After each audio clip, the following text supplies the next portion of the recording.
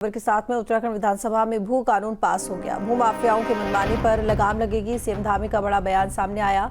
राज्य का मूल स्वरूप सुरक्षित रखने के लिए सरकार भी प्रतिबद्ध है। तो उत्तराखंड विधानसभा में भू कानून पास हो गया है। भू माफियाओं की मनमानी पर अब लगाम लगेगी इसके बाद। और सीएम धामी का बड़ा बयान भी, जिसमें उन्होंने कहा कि राज्य का मूल स्वरूप सुरक्षित रखने के लिए सरकार प्रतिबद्ध है और इसी वजह से भू कानून लाया गया है, जिससे कि भू माफियाओं पर लगाम लग सके। तो उत्तराखंड विधानसभा सत्र का चौथा दिन कई मायनों में ऐतिहासिक रहा। उत्तराखंड में सख्त भू कानून सदन के पटल पर रखा गया, जिसे मंजूरी मिल गई है और इसके अलावा 10 और विधेयक सदन में रखे गए। ये सभी विधेयक पास हो गए हैं। सीएम धामी ने कहा कि देवभूमि में भू सुधार की आधारशिला रखी जा रही है। बता दें कि कांग्रेस ने इसे प्रवर समिति को भेजने की मांग की थी। वोटिंग के बाद भू कानून को पारित किया गया। सदन में सीएम को बधाई दी गई।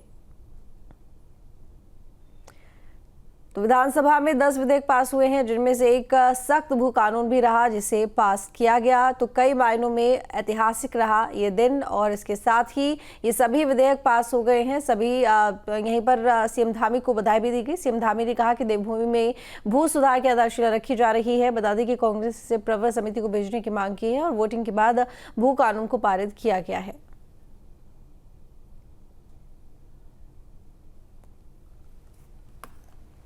एक तो ये जो भूमि सुधार, भूमि प्रबंधन, कई कानून जो हम यहाँ बनाने जा रहे हैं ना,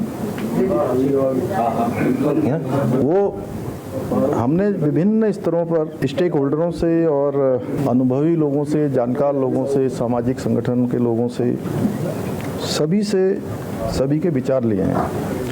और माननीय नेता प्रतिपक्ष जी, आदरणीय काजी जी और हमारे सभी सम्मानित सदस्य प्रतिपक्ष के बैठे हैं और यहाँ भी हमारे बहुत अनुभवी लोग हैं, सब एक से एक। सबके सुझाव और जो चिंताएं हैं वो राज्य के हित में मैं मानता हूँ। जैसा आपने कहा कि 143 होने के बावजूद, माननीय नेता प्रतिपक्ष जी ने कहा, उसके बावजूद भी जो भूमि जिस प्रयोजन के लिए क्रय की गई है, अगर उस प्रयोजन में उसका उपयोग नहीं हुआ है तो ऐसी भूमि सरकार में निहित कर दी जाएगी। ये प्रावधान कर दिया गया है। और लगभग 10 हेक्टेयर भूमि जो अभी तक राज्य सरकार में निहित करी जा चुकी है। आदरणीय काजी साहब भी हमारे बहुत अनुभवी हैं और बड़ा लंबा इनका दीर्घकालिक अनुभव भी है और लगभग 25 सालों से हमारी इनसे बड़ी निकटता भी है, मित्रता भी है। साथ साथ में हम लोग बड़े हुए हैं। आपने जो भी सुझाव दिए हैं, निश्चित रूप से राज्य हित में हम उन सभी को ग्रहण करेंगे, आत्मसात करेंगे, उसको आगे बढ़ाएंगे। और मैंने इससे पहले, अगर आपने मेरे शब्दों को ध्यान दिया हो, तो मैंने ये कहा कि हमने कहा कि ये कोई इसका अंत नहीं है। ये हम एक शुरुआत करने जा रहे हैं। जन भावनाओं के अनुरूप इसकी हम एक शुरुआत कर रहे हैं। ये एक शुरुआत हो रही है आज, और आगे हम इसमें जैसे जैसे सुझाव आते रहेंगे। पंडित नरेंद्र तिवारी जी कर गए थे माने। अरे पंडित जी ने देखे भाई, तिवारी जी तो हम सब के लिए देखे, वो हमारे सबके जो है प्रेरणा के स्रोत हैं और उनसे प्रेरणा लेकर हम सब लोग काम करते हैं। तो विजय बहुगुणा इस मामले पर क्या कुछ कह रहे हैं, सुनिए।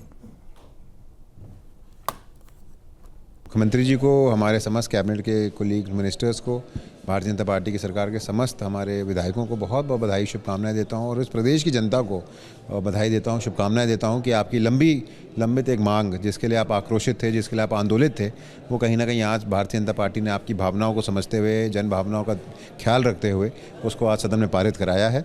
और उम्मीद है कि इसके बाद जो हमारे पर्वतीय क्षेत्रों में अवैध रूप से खरीद फरोख्त हो रही थी, लोगों की ज़मीनों की औने पौने दाम पे बिक्री हो जा रही थी, उस पर बहुत रोक लगेगी और हमारे पर्वतीय क्षेत्र की जो संस्कृति है और जो हमारी डेमोग्राफी है वो कहीं ना कहीं सुरक्षित रहेगी। तो महावीर सिंह नेगी हमारे साथ हरिद्वार से जुड़े हुए हैं, अरविंद नौटियाल हमारे साथ में टिहरी गढ़वाल से जुड़े हुए हैं। महावीर, क्योंकि विधानसभा में भू कानून लागू हो गया है, पारित कर दिया गया है, इसके साथ ही 10 अन्य कानून भी है जिनको लेकर विधानसभा में ऐतिहासिक फैसला लिया गया है। सबसे पहले तो यह जानना चाहूंगी कि ये जो सख्त भू कानून अब लागू हुआ है प्रदेश में, इसके बाद क्या कुछ बदला हुआ दिखाई देगा?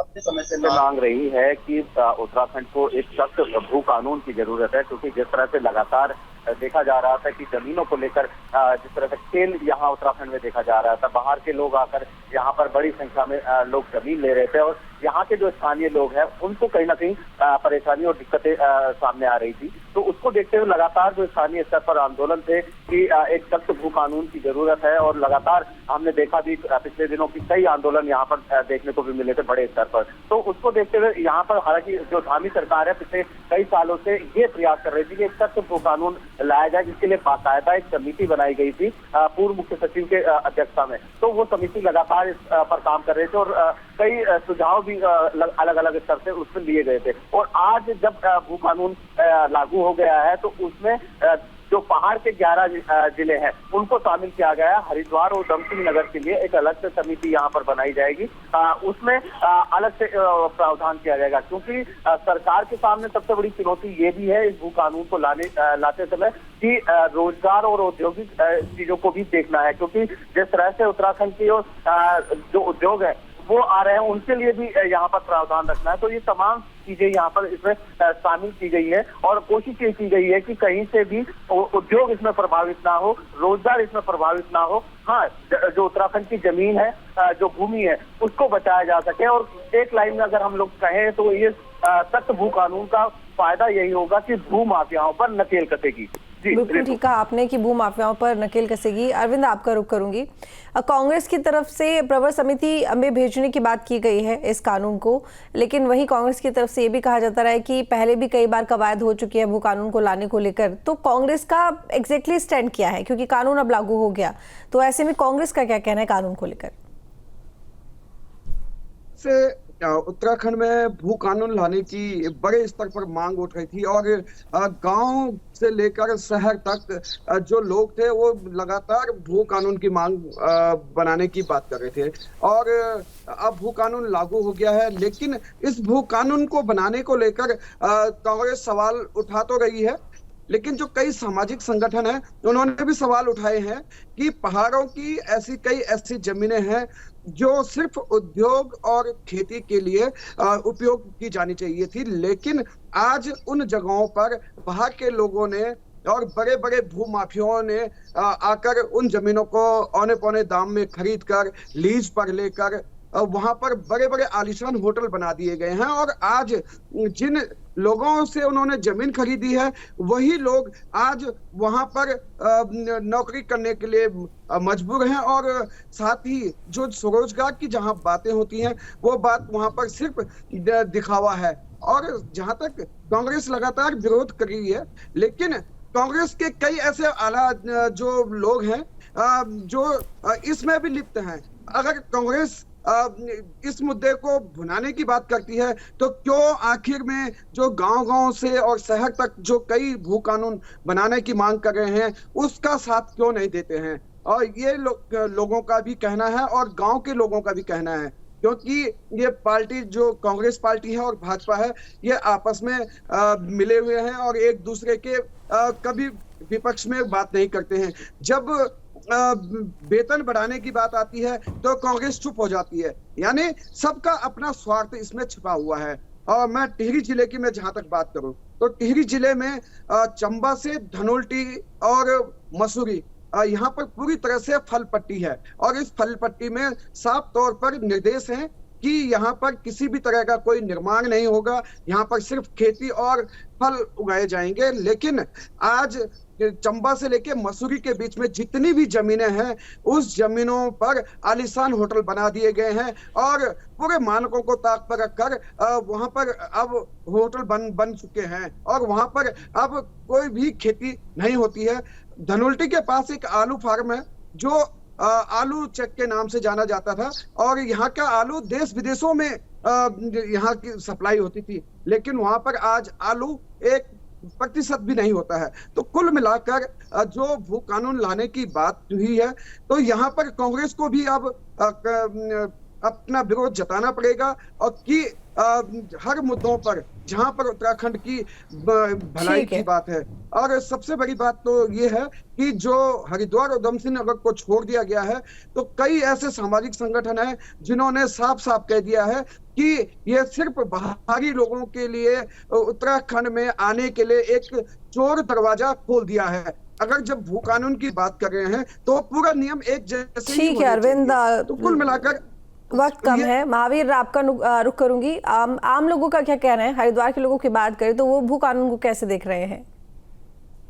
बिल्कुल, देखिए क्योंकि जिस तरह से ये भू कानून लागू हुआ है उसके बाद से लगातार प्रतिक्रिया आ रही है, राजनीतिक गलियारों से भी प्रतिक्रिया लगातार देखने को मिल रही है। हालांकि बीजेपी के जो नेता है इस भू कानून को काफी पॉजिटिव सकारात्मक तौर पर देख रहे हैं, क्योंकि जिस तरह से लगातार इन 25 सालों में भू कानून को लेकर, उत्तराखंड के भू कानून को लेकर लगातार बदलाव देखने को मिले हैं। चाहे तिवारी सरकार रही हो, उसके बाद से फिर खंडूरी सरकार में भी बदलाव देखने को मिले, और 2018 में जो त्रिवेंद्र की सरकार रही वहां भी काफी बदलाव इस भू कानून को देखने को मिले। लेकिन लगातार मांग यही थी कि सख्त भू कानून, क्योंकि जो पीछे कानून रहे हैं उनमें कहीं ना कहीं बहुत सारी खामियां थी और कई बदलाव लगातार देखने को मिले हैं। लेकिन अब जो भू कानून लेकर आई है, तो हालांकि ये सवाल जरूर उठता है कि दो जो जिले हैं हरिद्वार और उधम सिंह नगर, इनको क्यों छोड़ा गया है, ये सवाल जरूर उठता है। लेकिन अभी क्योंकि विपक्ष की जहां तक बात की जाए तो विपक्ष इंतजार कर रहा है कि क्या इन दो जिलों के लिए किस तरह के प्रावधान लेकर